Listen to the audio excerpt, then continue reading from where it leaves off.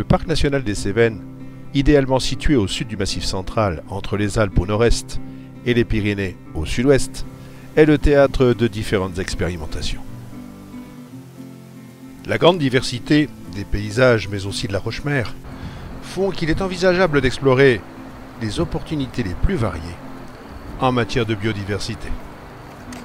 Ici, sur la commune de Bassurel, le col Salides et la Grande Draille marquent la ligne de partage des eaux entre Atlantique et Méditerranée. Les sources du Tarn sous le pic Cassini offrent une lande ouverte et un excellent terrain de chasse pour les petits rapaces.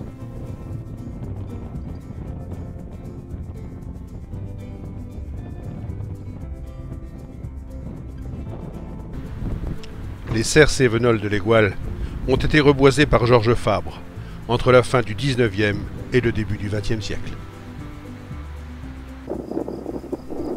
C'est ainsi qu'après l'acclimatation des chevaux de Przewalski, destinés entre autres au repeuplement des steppes mongoles, il est aujourd'hui le terrain choisi pour la réintroduction du gypaète barbu dans le cadre du programme Life Jeep Connect, initié par les instances européennes et coordonné par la LPO.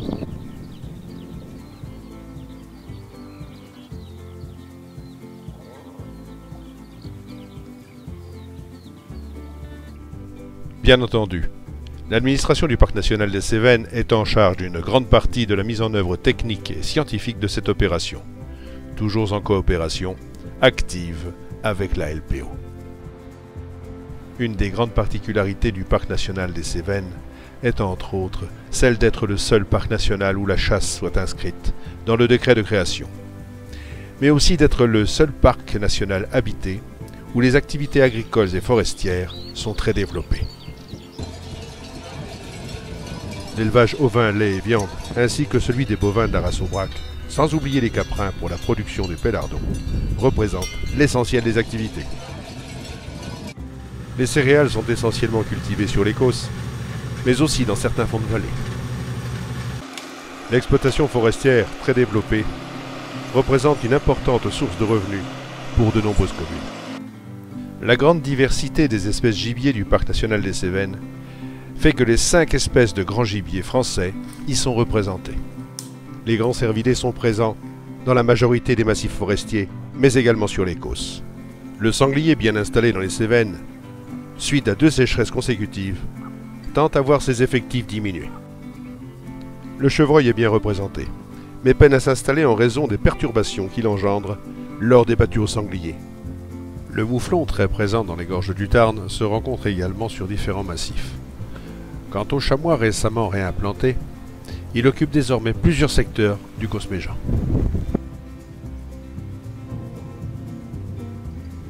Il est donc évident que la réintroduction du gypaète barbu, qui reste une opération délicate, doit pouvoir s'effectuer dans les meilleures conditions.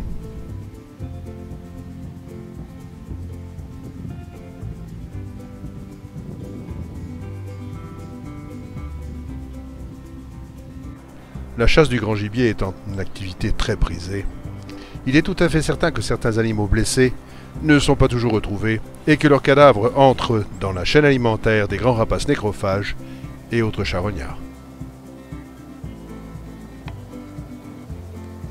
Cette situation pose le problème lié à l'intoxication des rapaces par le plomb qui entre pour une large part dans la composition des projectiles.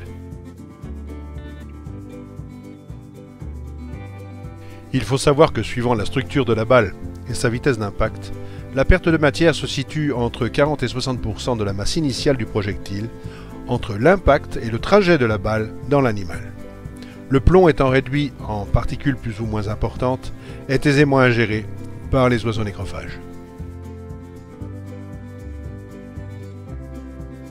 L'ingestion des balles à base de plomb entraîne rapidement un empoisonnement mortel des oiseaux, alors qu'elles sont noyées dans les viscères, les chairs ou même les os de ces gibiers perdus. Ce risque étant loin d'être négligeable, les instances directrices de l'opération Life Jeep Connect ont évoqué la substitution des balles à base de plomb par d'autres balles en métal nettement moins toxiques. Après concertation des différents protagonistes, le Parc national des Cévennes, la LPO et la Fédération des chasseurs de Lozère ont décidé de proposer aux chasseurs de l'association cynégétique des chasseurs du Parc national des Cévennes de participer à une expérience qui consiste à troquer les munitions habituelles par des munitions chargées avec des balles en cuivre ou autres métaux non toxiques. Des réunions d'information se sont tenues à Florac et à Merueis, où les chasseurs intéressés par cette expérimentation ont été conviés.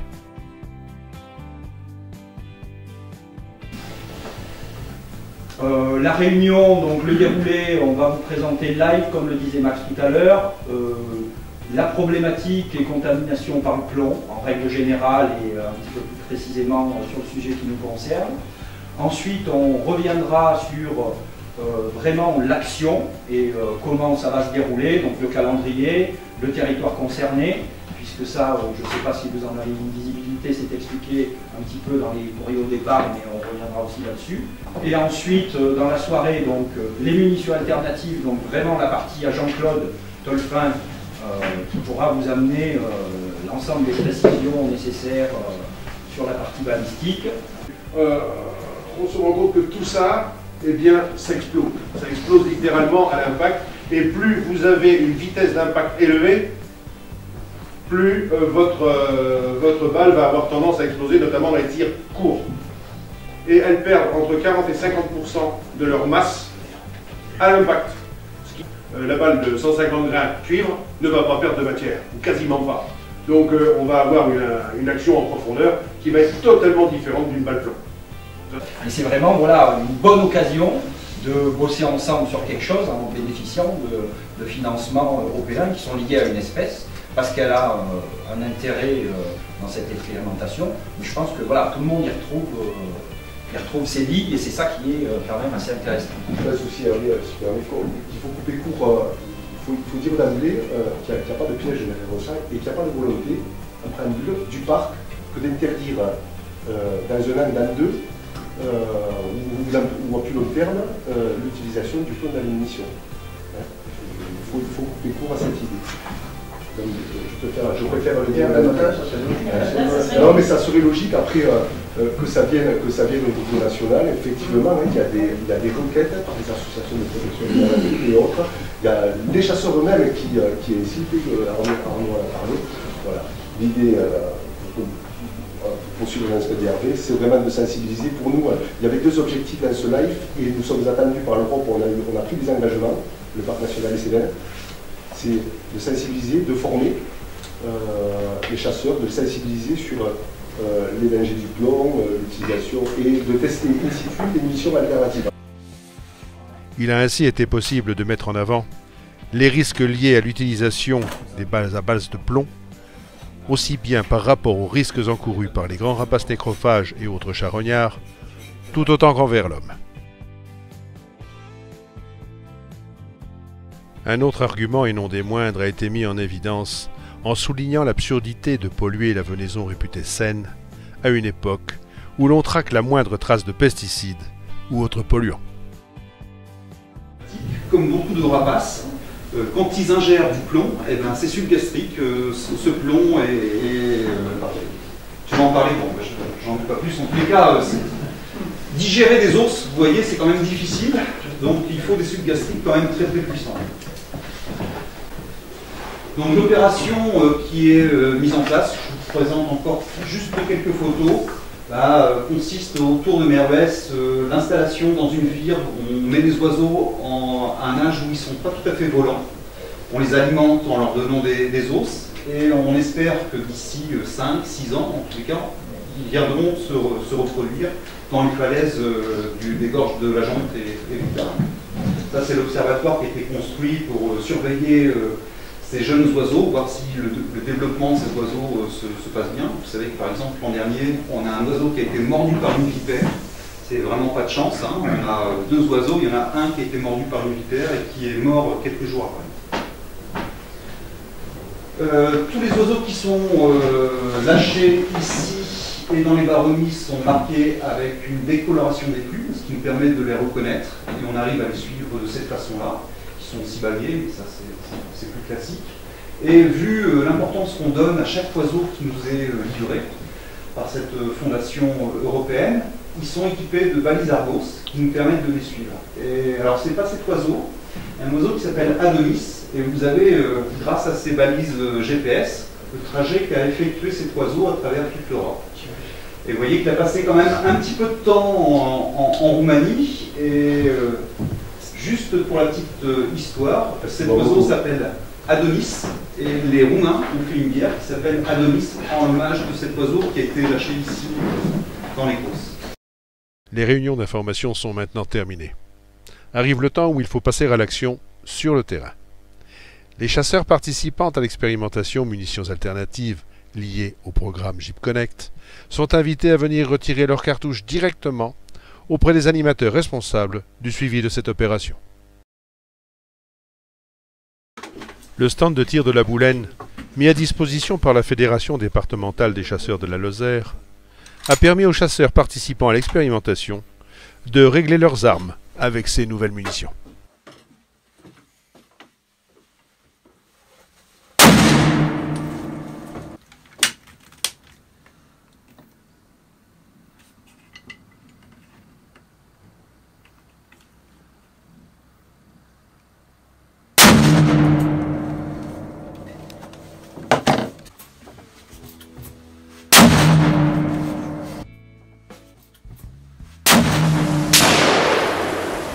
On va faire mieux.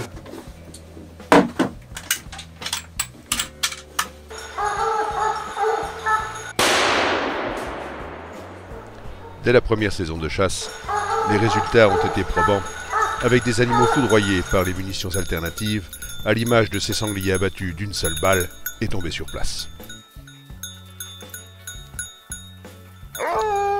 Il faut cependant nuancer ces constatations, dans la mesure où, suivant les balles chargées par les différents manufacturiers, les résultats au niveau des dommages de venaison sont parfois importants, plus particulièrement suite à des tirs relativement proches, alors que les projectiles sont étudiés pour offrir une expansion optimale à longue distance, là où leur vitesse résiduelle est nettement moindre.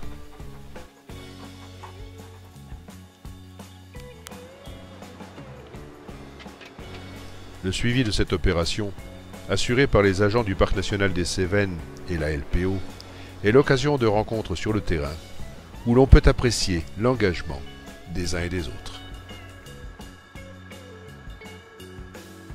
Alors bonjour, je m'appelle Pascal Orabi, je travaille pour la Ligue pour la protection des oiseaux française en France et je coordonne le programme Life Jeep Connect, à l'occasion duquel nous avons une opération pilote qui vise à expérimenter des munitions sans plomb.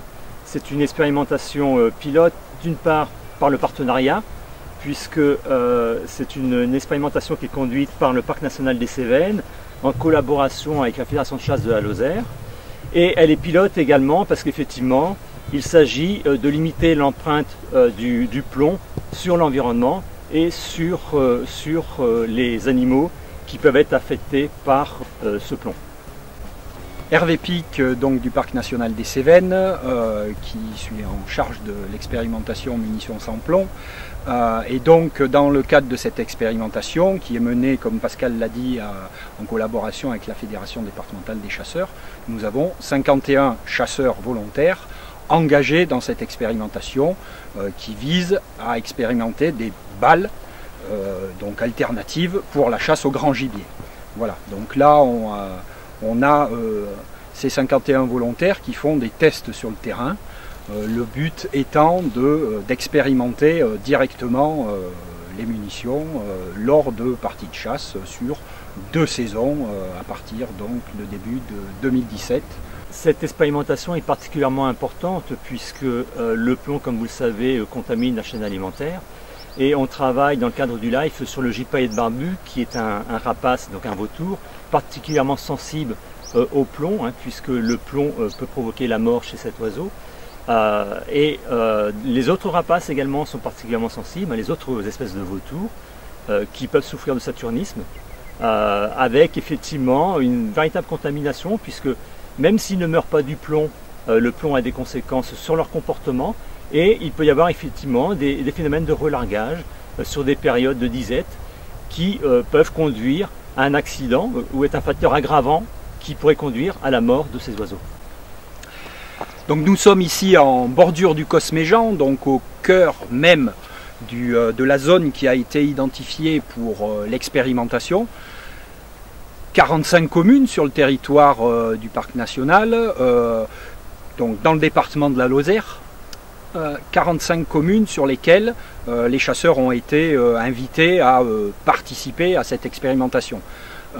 Donc on est effectivement sur le site même de réintroduction du gypaète, le secteur où on peut régulièrement observer donc des individus qui sont cantonnés maintenant ici. Alors quand on dit des individus, c'est pas 50 gypaètes, hein. On a actuellement 3 gypaètes qui sont cantonnés sur le secteur depuis la réintroduction qui est en cours.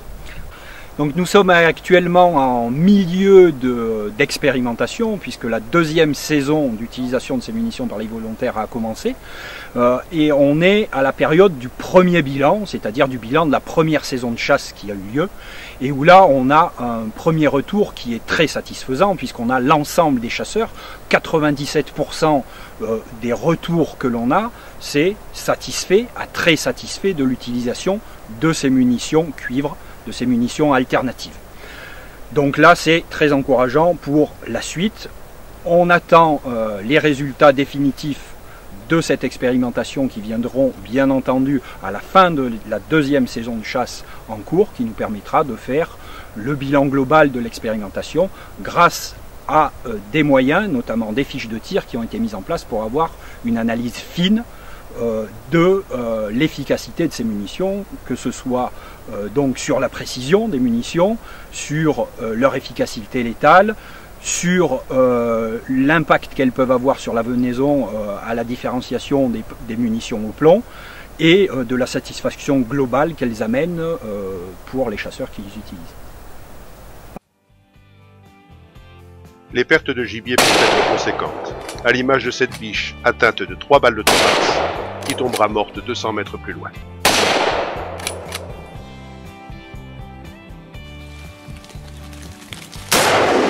Les balles en cuivre, de par leur vélocité et leur structure, auront une action nettement plus probante, avec la mort des animaux à moins de 30 mètres.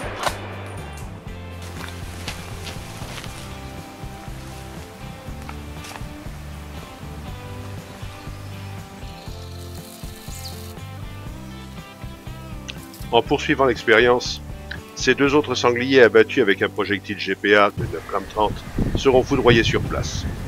Les viscères peuvent être abandonnés aux charognards, sans risque de les intoxiquer avec du plomb.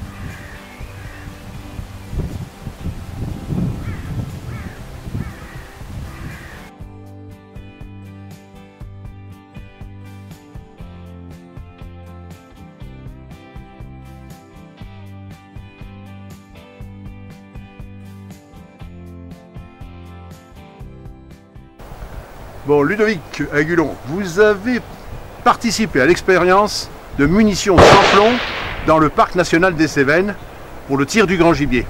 En 2 mots, vous en pensez quoi? Bonjour à tous pour commencer. Donc cette expérience a été favorable. Et l'essentiel est de trouver le bon compromis munitions, calibre et gibier pour avoir essayé 2 munitions différentes. Une était très favorable pour abattu et une par contre était beaucoup plus favorable pour l'approche. Donc il ne fallait pas inverser les deux parce que des fois les résultats n'étaient pas à la hauteur. Mais sinon agréablement surpris, et c'est des bons produits, ça évolue tous les jours et je pense qu'on va arriver à faire des produits presque aussi performants que les munitions plomb. Bon, Evan, tu es dans le monde de la chasse puisque tu travailles à la Fédération départementale des chasseurs de Lozère. Et tu as participé donc à l'expérimentation de munitions avec balles cuivre qui a été lancée dans le cadre du programme Live Jeep Connect. Alors tu peux nous en dire 2 mots? Donc du coup je pratique donc la chasse au grand gibier sur le département de la Lozère. Donc chasse à l'approche, en affût et en battu avec des munitions cuivre. Et j'attaque la 3e saison notamment avec des munitions GPA. Le tir des animaux a été assez convenable, avec des animaux qui ont été stoppés sur des distances assez lointaines, 160-170 mètres, notamment en tir d'approche. Donc avec des munitions qui correspondent parfaitement à mon type de chasse. Même au niveau battu, sur des tirs de sanglier assez instinctifs, où je n'ai pas fait vraiment la différence entre le plomb et le cuivre. Voilà. Du coup, ensuite, au niveau de la venaison, on n'avait pas une venaison très abîmée au niveau des dépouilles de grand gibier. Donc tu continues alors? Je continue, ça fait la 3e saison et j'ai bien envie de continuer cette expérience-là qui a fait ses preuves pour ma part, quoi. Merci. Merci Erwan. Merci. Jean-Claude Tolfin, chargé de l'expertise balistique dans le cadre de la campagne d'utilisation de munitions sans plomb dans l'enceinte du Parc national des Cévennes. Et tout ceci dans le cadre du programme Jeep Connect. Les munitions sans plomb, je les utilise depuis un peu plus de 20 ans, toujours avec grande satisfaction. Ça, j'ai jamais eu de problème, je crois avoir perdu qu'une seule bête sur de très nombreux animaux abattus avec ces balles. Parce qu'en France, on n'était pas en retard là-dessus. On avait la cartoucherie Sologne qui a présenté sa fameuse balle GPA. Et puis on a les Américains classiques. Alors, je ne vais pas faire l'inventaire parce que ce serait beaucoup trop long. Là, on a Winchester qui nous sort sa balle Copper Impact. Bon, Copper Impact, c'est une balle qui va servir, ça c'est en 30-06, mais elle est sortie dans différents calibres. Hein, qui est une balle, disons, d'entrée de gamme, ce qui fait que ça permet d'abaisser considérablement les coûts. D'un autre côté, c'est une balle qui va être destinée essentiellement au tir de battu parce que sa précision convient au tir de battu en deçà de la centaine de mètres. Et puis, il y a Browning, la grande firme donc, qui travaille avec Winchester également, qui vient de sortir sa munition BXS. Alors, c'est une balle cuivre qui est quand même très soignée et qui devrait, je pense, rencontrer un vif succès. Donc, ce que l'on peut dire, c'est que, après toutes les personnes que j'ai pu rencontrer qui ont participé à cette expérience, eh bien, la satisfaction est très grande.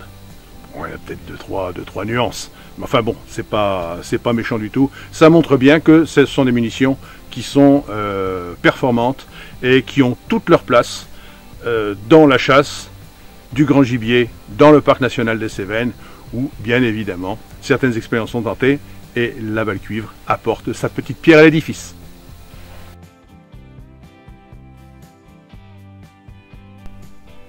L'hiver 2018-2019 est maintenant terminé. Et nous voici au printemps.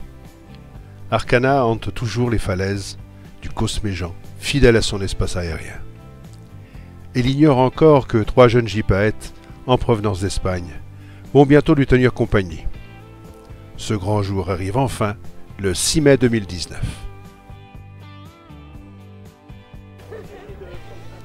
Nous voici au matin du 6 mai.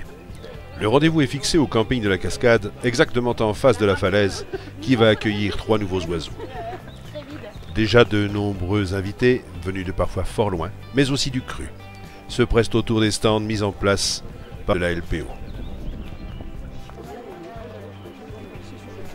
Parmi les invités, Alain Bougrain-Dubourg, figure emblématique de la LPO, est venu soutenir l'événement. Il va d'ailleurs nous confier quelques mots. Alain Bougrain-Dubourg, bonjour. Bonjour. Vous êtes venu ici en Lozère, très discrètement, pour voir cet oiseau aussi discret qu'est le gypaète barbu. Ouais. Vous savez, c'était un vrai bonheur d'être là parce que le plus souvent, malheureusement, on est confronté à des situations conflictuelles, on tente de résoudre des problèmes, de convaincre les gens. Et là, au contraire, c'est la communion pour la réhabilitation d'une espèce extrêmement fragile. Et c'est tout particulièrement émouvant aujourd'hui parce que c'est le jour où tous les scientifiques de l'IPBES rendent leur rapport pour faire l'état des lieux de la biodiversité et nous font surtout des recommandations pour changer les choses. Or, on constate que l'opération gypaète d'aujourd'hui est une réponse d'une certaine mesure, puisqu'il y a tous les partenaires qui se réunissent dans l'intérêt général, le Parc national des Cévennes, les chasseurs, la LPO, le Parc naturel régional, enfin voilà, on constate qu'il y a une volonté collective de réhabiliter le gypaète barbu et c'est une très très belle initiative qui est encourageante. Avant les interventions officielles et la présentation des oiseaux, les invités font connaissance avec les responsables de l'opération, auprès desquels ils glanent quelques renseignements et précisions.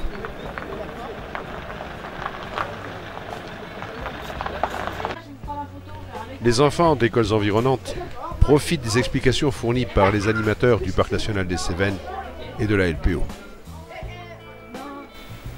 Donc ce programme de réintroduction dans les Grands Causses, il a démarré en 2012 dans les Grands Causses. Et depuis 2015, il a le soutien financier de la Commission européenne via un outil qui s'appelle Life Nature. Et donc dans ce cadre, on est ici pour justement, on a souhaité ouvrir les portes au grand public pour vous célébrer ensemble les lâchers des prochains oiseaux qui vont être lâchés dans le Parc national des Cévennes. Puisque ce programme de réintroduction dans les Grands Causses, il a 2 sites. Il a un site en Lozère et un site en Aveyron qui fonctionnent en alternance une année sur 2. Donc ceux qui ne connaissent pas encore ce programme, il s'agit donc de réintroduire dans la nature une espèce qui a disparu. Et pour cela, on va donc relâcher des individus, des jeunes oiseaux, qui sont produits dans des centres d'élevage en captivité. Ce sont des centres spécialisés, il y en a partout dans l'Europe, il y en a plus d'une dizaine, qui nous permettent d'obtenir donc des oiseaux qui sont encore non volants et qu'on va déposer dans une vire de lâcher, qu'on appelle une vire de taquet, c'est une sorte de nid artificiel qu'on crée pour eux. On va les déposer là, ils vont identifier leur site comme leur site de naissance en fait, et ils vont s'identifier, ils vont prendre leur marque, et une quinzaine de jours après, ils vont prendre leur premier envol. Donc au début, c'est des vols c'est des petits sauts, disons, et après ils vont prendre de l'aisance, et puis ils vont finalement, après pouvoir parcourir plusieurs kilomètres par jour. Puisque, comme je vous le disais, ce programme Live Jeep Connect, ce programme européen, il a pour objectif principal de créer des petits noyaux de population viables. Viables, ça veut dire que ça sera des petits noyaux de population qui pourront se reproduire de manière naturelle et assurer une descendance sur le site. Et donc pour ce faire, en fait, comme je vous le disais, ces oiseaux qui sont encore immatures et qui arrivent, l'espèce est dite philopatrique, c'est qu'elle a tendance à revenir sur son site de naissance pour se reproduire après. Donc quand ils sont jeunes, ils vont commencer à voler, ils vont avoir des périodes erratiques, donc ils vont pouvoir parcourir plusieurs kilomètres, mais après, quand ils auront atteint la maturité sexuelle, ils vont revenir sur ce site-là pour se reproduire. Vous avez parlé des chasseurs, et moi je dois remercier la Fédération départementale des chasseurs de Lozère, qui en partenariat avec le parc a fait donc un essai sur du tir de balles sans plomb. Et au jour d'aujourd'hui, on est en train de voir que c'est quelque chose qui a une très bonne, qui a été très bien faite. Les chasseurs ont joué le jeu. Alors on a encore un petit souci sur le prix de la balle, qui est toujours plus importante que... Non. Mais je sais bien. Et donc c'est pour ça que c'est très important aussi pour nous de faire ça. Donc on va continuer dans cette voie-là, puisque, on l'a dit tout à l'heure, le vautour est le dernier, et que si on arrivait par rapport au poison qu'on a entendu tout à l'heure, si on arrivait aussi à enlever le saturnisme, ça serait pas plus mal. L'installation des 3 oiseaux dans la vire est une étape cruciale dans la réussite de cette réintroduction, où cette première phase permet aux oiseaux de se situer dans l'espace et de s'approprier l'environnement en l'inscrivant dans leur mémoire pour leur vie durant. Nous sommes maintenant le 24 juin 2019. Dans l'abri de surveillance, nous pouvons observer Europe, Losa et Mona dans leurs évolutions aériennes. Elles ne peuvent laisser indifférent. La beauté et la grâce de ces oiseaux en vol forcent l'admiration.